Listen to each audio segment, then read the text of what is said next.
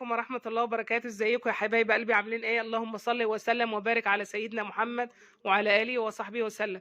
معايا بقى جلابية سمراء بتاعة البيت قطيفة، لازم اعملها بقى ايه؟ اعادة تدوير ليها، اعملها عباية خروج. انتظروني بقى هوريكم قبل وبعد. معايا العباية السمراء هيت، ومعايا قماشة بيضة. كانت معايا قطعة من القماشة البيضة كده، فعاوزة اعمل لها، هوريكم قبل وبعد. انتظرونا يا عسل. ودلوقتي يا حبايب قلبي عملت العباية بالزراير من تحت، وهعمل بالمسطره بقى اسطر وارجع لكم. علمت بقى بالتباشيره مكان الزراير عشان اكملها.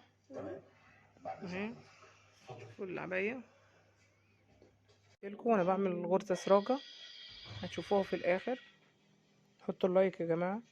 دلوقتي بقى يا حبايب قلبي خلصنا من تحت العبايه، ايه نبدا بقى فوق الكمام. انا جبت القميص وقصيت الكم بتاعه اهو، هركبه بقى وارجع لكم. وده الشكل النهائي يا جماعه للعبايه البيت اللي انا عملتها اعاده تدوير. اقدر البسها عبايه خروج دلوقتي. الخطوات بقى، اللي عاوز يعرف الخطوات يخش على القناه بتاعتي ويشوفها. اي حد عنده جلابيه قديمه ممكن يحولها لعبايه خروج اهي. صلوا على النبي كده في التعليقات يا جماعه، حطوا اللايك.